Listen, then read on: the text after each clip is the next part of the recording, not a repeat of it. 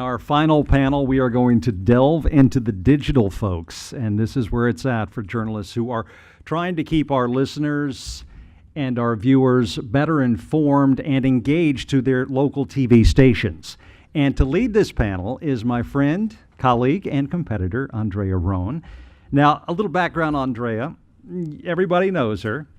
She's done just about every newscast there is at WUSA 9, the Tegna-owned station here in Washington, CBS affiliate. She also never ages. She's been there since 1981, and none of us can figure that out. But we all want whatever you're doing because we should all be so blessed. She is beautiful inside and out, and she has won multiple Emmys, the Gracie Award too, covered just about everything: hard news, politics, education, the arts, and of course her passions, women's health and empowerment issues. Please, a warm welcome to Andrea Roane.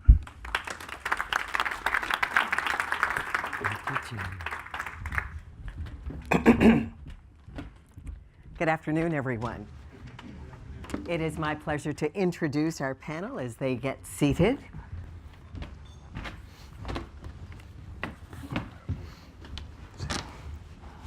Everybody in place. First, we'd like to welcome Steve Butler.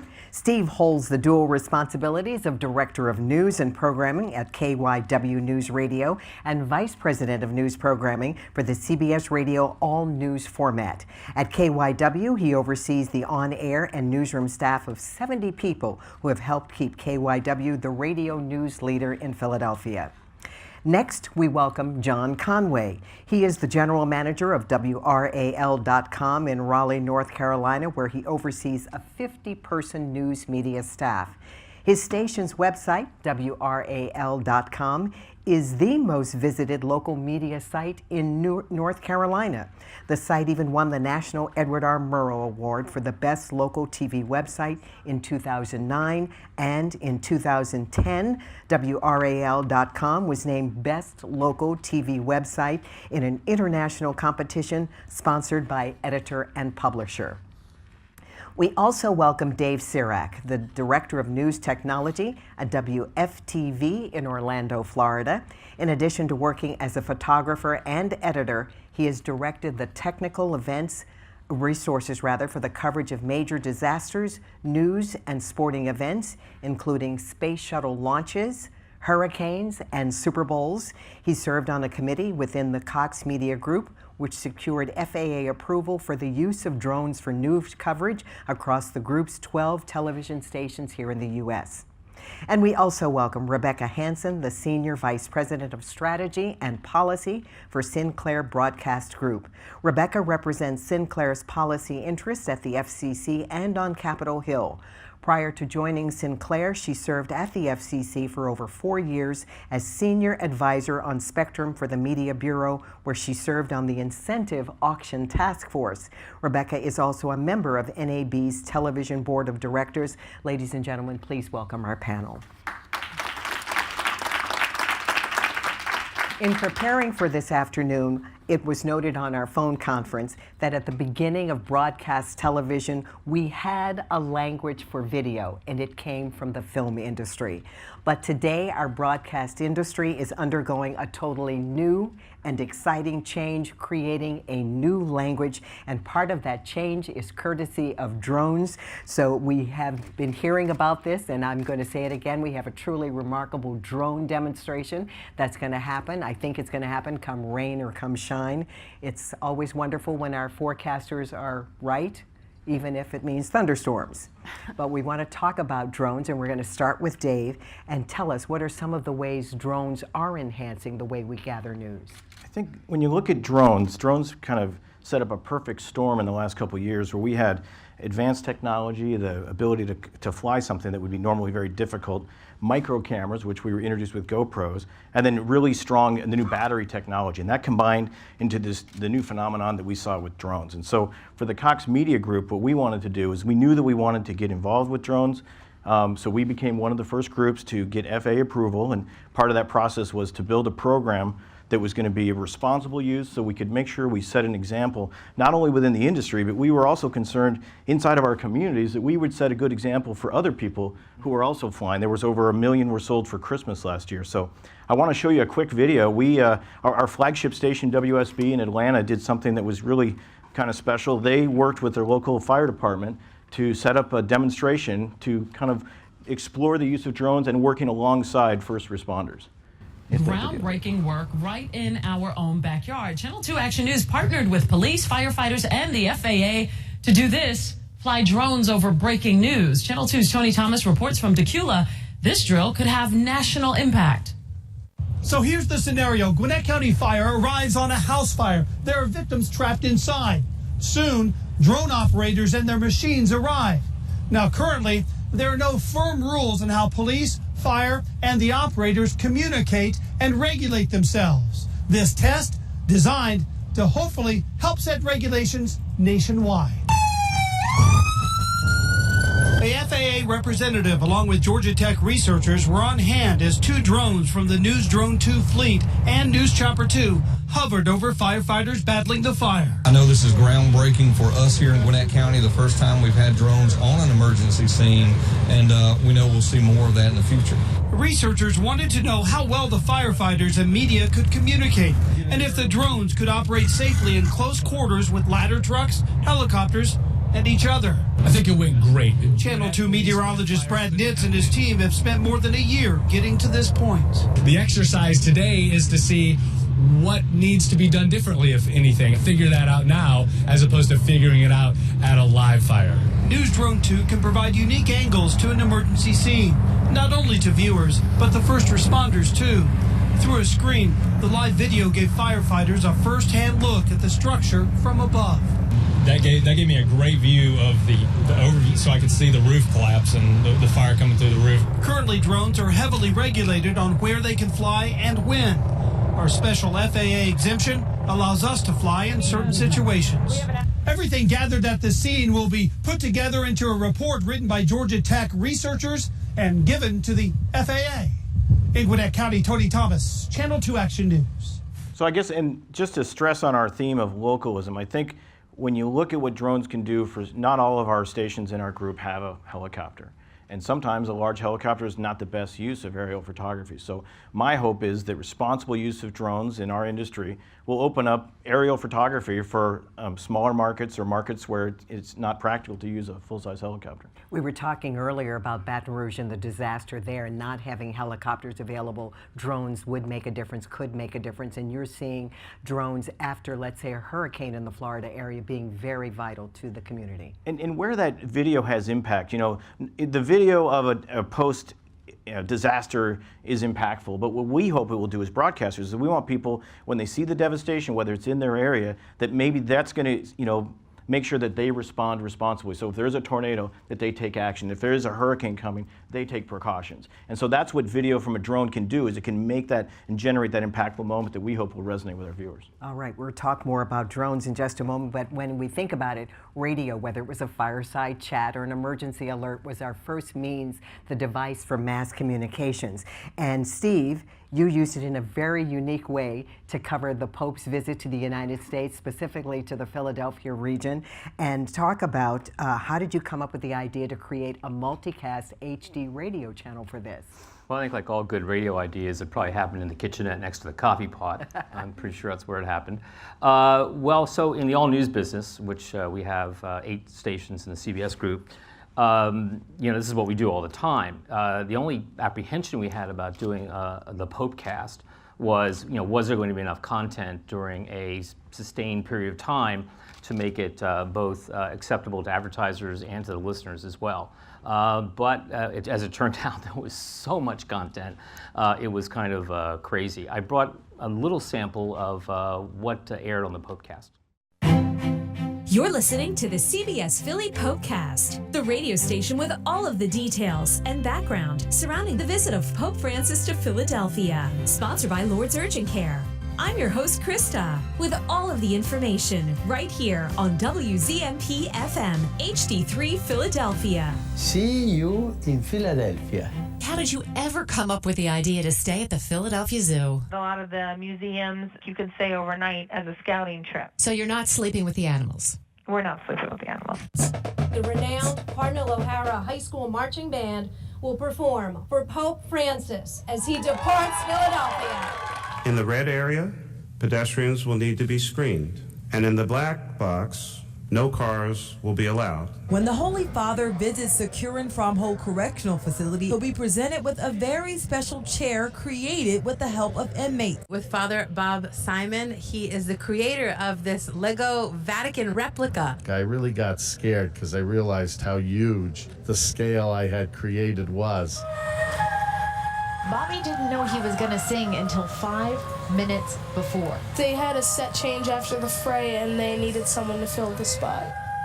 Pray for me. Don't forget.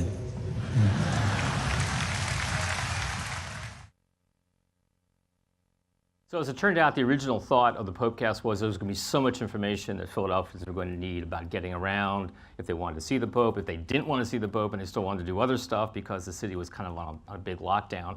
But as it turned out, there was some crazy stories, and it was really entertaining radio. And so we were very proud of the product that came out.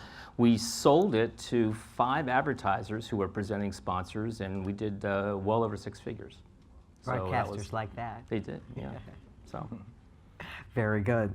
All right, John, we want to talk about something that is also very exciting and changing the language of broadcasting. It's VR and 360 video, all the rage. WRAL.com has been experimenting in that area. Please walk us through your tests and some of the lessons you've learned with VR 360. Sure. We wanted to take an approach that was very accessible to our visitors.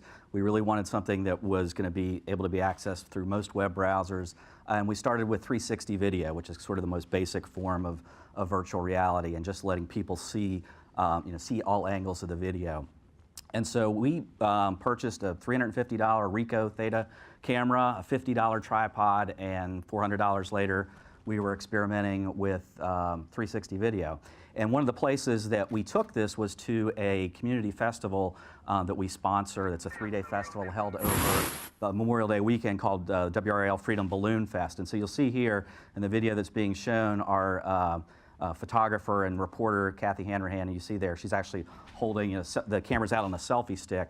And so, this allows the user either through a desktop browser using the mouse or through some of the VR goggles that you'll have a chance to experience later to either move your head or use your cursor to see the full 360 degrees that's being shot. And so, this Balloon Fest offered the perfect opportunity to really showcase 360 video because, imagine if you were just on the ground, how much more limited your viewing would be. Now you're up in the air, you get to see, you get to see the balloons below, the crowd below, what the pilot's seeing at eye level. You can see the, the fire going up into the balloon to keep it up in the air. So, that was something that we thought was a really good opportunity for us to showcase what's possible, and we're really just scratching the surface. If you think about it, there's a lot more opportunities, and we've learned things about what's the best way to position the camera. Where does the camera operator need to stand? And so it's just things through trial and error that you'll discover as you jump in. But the great thing is, it is something that's very easy for broadcasters to get into, and it gives you that ability to really immerse people in an experience. And you think about what we as content creators want to do. We want people engaged. We want people sticking with our content. And when you put people in control and you give them that ability to really see what you're shooting from whatever perspective interests them, it's going to mean people are staying with your content much longer. Did you see that as far as viewership increasing across the different platforms? Yeah, I mean, so we've only had a limited number of clips, but this clip's been viewed tens of thousands of times, and we see people sticking with it multiple minutes as they sort of experiment and learn about it. And I think as we get more video, more content out there, and people become more accustomed to it, we'll see that grow even more. Rebecca, we want to talk about one of the key roles of broadcasters, and that was made very evident at the beginning of our afternoon, that they are the first informers in the communities, and broadcasters get vital information out to their customers at a time of crisis in partnership with the local governments. Next Generation Television will allow us to deliver enhanced emergency alert messages to our audiences. Explain how it's going to work. There are basically two ways that ATSC 3.0 can help with emergency alerting, and that's the combination of mobility and rich media. Both Congressman Walden and Senator Schatz provided anecdotes about how in times of crisis, it's really local broadcasters that provide the information that gets out to people. We work hand in glove. A lot of people don't appreciate how closely and tightly broadcasters work hand in hand with local police, fire, rescue, and relief organizations. And all that logistical coordination gets pumped out over broadcast to local communities. Which is why often for text alerts, you see if you get a text alert on your phone, so it instantly just pushes you to local media for more details on whatever information you're going to need. The same is true of Facebook and other social media, Twitter. All that content really does come from local broadcasters. So we are the source for that information. But at the same time, in a crisis, you don't want people going to their phones. You don't want to unnecessarily burden the cellular network with traffic that could otherwise be used for two-way communications. And so that's where AWARN and ATSC 3.0 come into play. By combining the power of one-to-many broadcast with the rich data experience that you can get with all the emergency alert information, the enhanced emergency data that we provide, you take a burden off of the cellular network. So examples of what that data could be include, in the event of flooding, evacuation maps that can be updated real time so people can get out of the way of the floods, for example. With respect to Amber Alerts, say, we can give not only the make and model of a car, but when you see a picture, we can deliver a picture of the car, and a picture of the license plate, a picture of the victim, and possibly even the suspect. We can provide real-time data with respect to hospitals and how many beds are available at a particular shelter, what the wait time is for hospitals. And we can push this all in a very efficient way. So how does that work? What does that look like? Well, first of all, I'd like to direct everyone to go see the AWARN demo that's in the end of the hall, because seeing is really believing when it comes to this new capability. But essentially, if you're watching your television, either at home with a set on the wall or with a mobile device of some kind, an alert will pop up, and if you want deeper information on what that alert is telling you about, you can simply click on a link, and that will send you to either evergreen information on general, say, hurricane preparedness, or snowstorm preparedness, or more real-time emergency information, to quick go into the basement because there's a tornado coming in 5 minutes.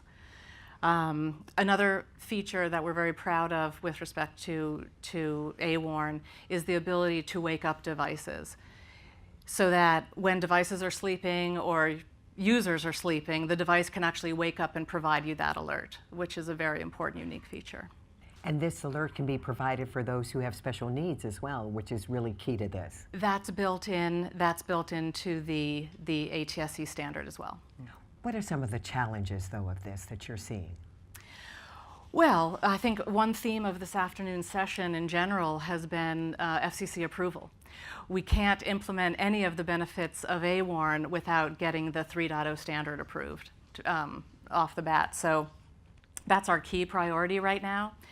But there are some unique challenges with respect to emergency alerting, including having the alerter get the information to us. So while we have the ability to provide rich media to our viewers and our communities, we will need to work with the alert originators to make sure that we get that in a format that works and is useful. And then, of course, the last one the last challenge would be convincing broadcasters that this is an important option that they should select when choosing to implement 3.0. It's a bit of a chicken egg thing there, but we think that the demos speak very, very loudly for themselves. John, you were talking about scratching the surface with VR 360. So what in scratching the surface have you uncovered as far as your challenges? Yes, some of the challenges we're seeing, as with any new technology that rolls out, are uniform standards, interoperability, being able to play it across multiple devices. This is not supported currently natively by Safari browsers, and most versions of Internet Explorer would not allow you to play the video we shot. If right now currently iOS does not natively support it, so there's a lot of workarounds that we're trying to do to try to get the 360 video to work on as many devices as possible. And I think another challenge longer term is, we were doing very basic, modest experiments with 360 videos. You get deeper into truly creating more virtual reality type of video that's more complex. There's more editing time, there's more processing time. Then you've got to justify spending a week or 2 weeks to produce a VR video, and will you get the return on it? I think we all have to kind of figure out how we do that and what models are out there that let us do that. Earlier in the afternoon, we mentioned that Raleigh was one of the test cities for ATSC 3.0, and I was asking, were you able to use any of the A-Warrant capabilities in that? You're not, but we want to make sure that people understand we are still serving our communities and getting that out. And on your website, you had so much cross multimedia, evacuation routes for Hurricane Hermine, all kinds of things. Talk about how we're still doing our job at looking to the future. Sure. I mean, we're always, weather is always one of those stories that local TV is going to really cover better than just about anyone else. And while we didn't have the resources assigned during Hermine to try to test out some of the advanced alerting capabilities, all of that material is there. So when we get to that point, we have plenty of data and rich information that we're going to be able to provide to supplement the other great coverage that the television station is doing. Steve, you talked about new technology, and we know it can be costly. Were there any additional costs in programming for the HDA radio multicast? No, there were not at all. In fact, so our staff, the modern radio reporter knows that when he or she is going to go cover a story, they're going to be taking video, they're going to be taking pictures, and also producing maybe a longer form piece of a couple to 3 minutes that will either podcast or use in a situation like the Popecast. The predecessor, the Popecast was actually on a channel that we've been using now for a number of years for a service called Here Philly. And what it is it's like what to do, where to eat in Philadelphia. And that's exactly how that's programmed. It's all much of it repurposed, not from the air, because on the air we're only doing 45-second pieces, but on this longer take on whatever it is we're talking about appears on Here Philly now, and it runs on a an automation system that costs us about $400. Wow. So it's a pretty inexpensive thing. So really any money you can make from a sales standpoint is really gravy. It's great. Talking about sales and marketing, IDing, you said, was a challenge. Well, have you solved that? Marketing the HD multicast channels is a little bit difficult because every car radio is a little bit different. So trying to explain to somebody who has a Mercedes versus a BMW to explain how to find the channel is a little bit of a challenge. I did find out a couple days ago that the people who license the HD technology are looking at changing the identification system. Because like right now, we as in KYW broadcast on an HD2 channel of our sports station, but when you tune it in, it says WIP FM. It doesn't say KYW News Radio. So those changes I'm told are coming. So I hope that's true. I don't know if anybody's in the room, but that'd be great if they could do that. But that's the challenge. Just explain to the listeners how to find it. It's still a little too techy, but it'll loosen up, I'm sure. Again, with challenges, we have two of your drones, Dave, that you use, the little one, the little white one, and a smaller one that you'll be able to see when you walk past. What are the challenges that you're facing with drones, even with cooperation with different airfields and things of that nature?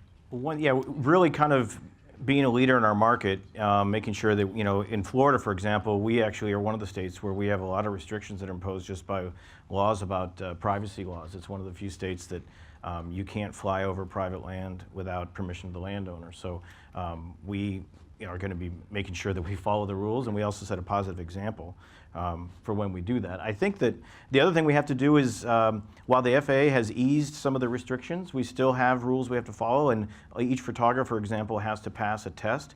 It takes about 20 hours of studying usually, and it's a difficult test, but so we're going to be kind of working into a photographer's regimen of his normal job of also studying and taking this test, and also practicing and teaching them how to fly and being proficient in what they do. I thought it was good too that you're talking about not only doing, but doing by example, telling the public how to be responsible users of drones as well.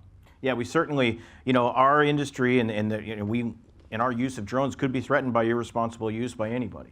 And so I think as a leader in the market, we have to set the standard and show responsible use. We're just excited here in Washington, D.C., hearing from someone who can use a drone over the area, because the way we're able to do the drone here today is because it's going to be in that cage. We have to get special permission for that. We've been doing a lot of talking, and we wanted to know if there is anyone out here who has a question for any of our panelists. We'd be happy to have you ask that question now. Does anyone have a question for them?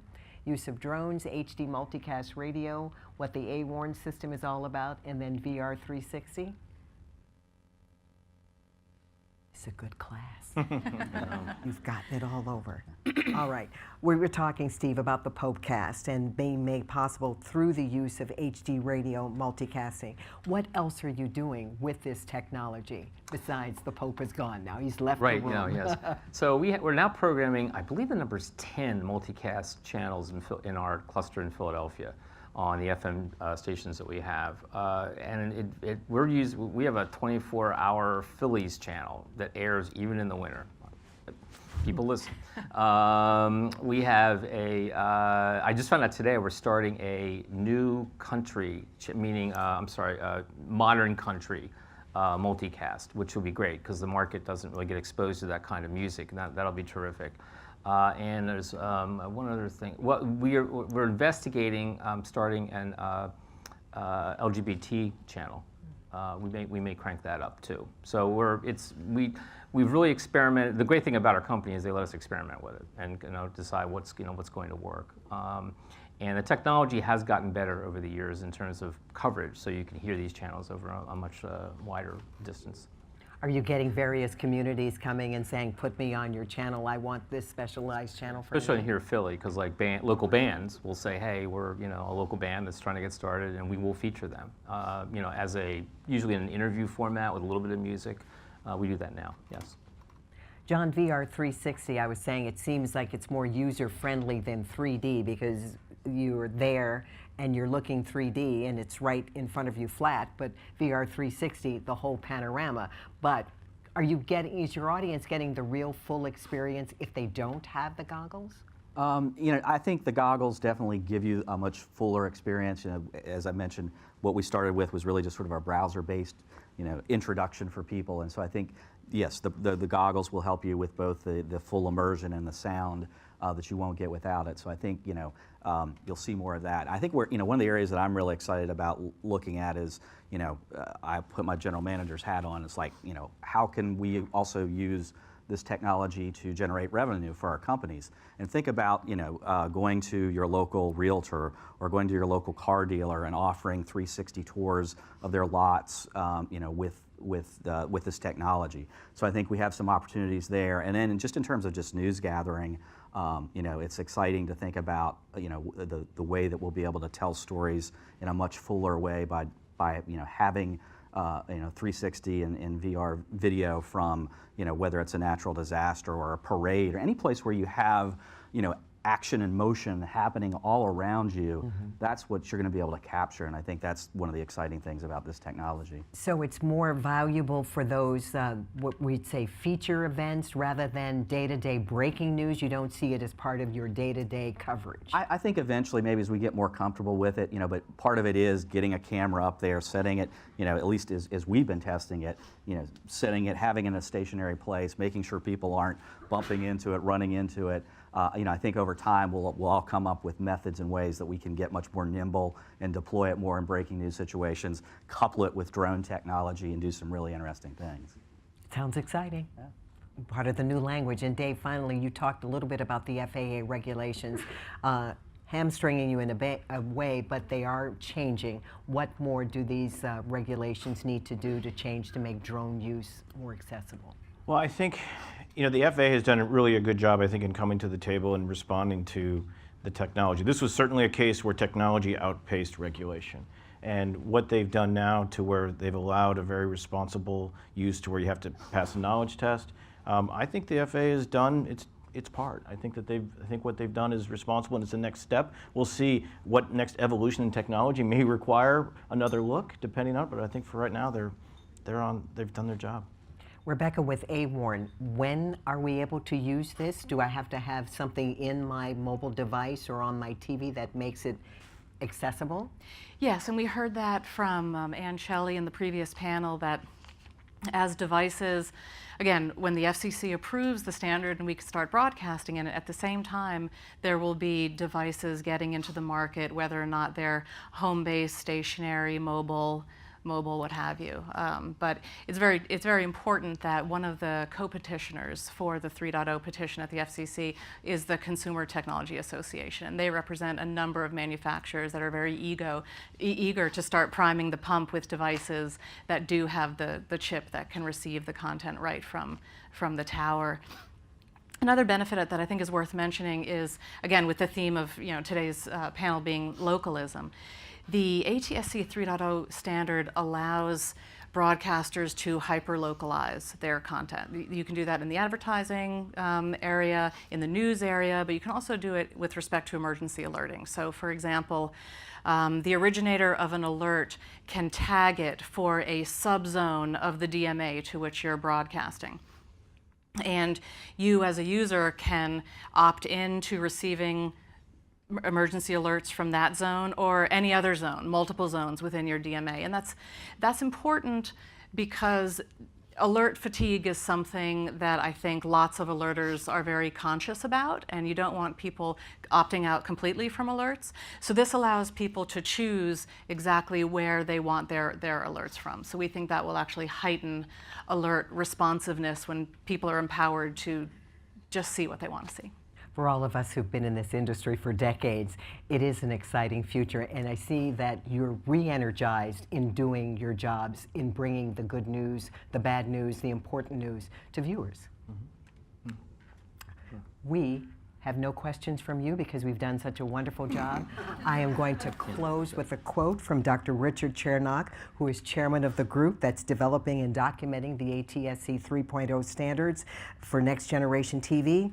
Technology does not stand still. It evolves at an ever-growing pace, especially when it comes to bringing media to our viewers. So I'd like to thank Rebecca, Dave, Steve, and John for sharing with us some of what the future holds. Thank you.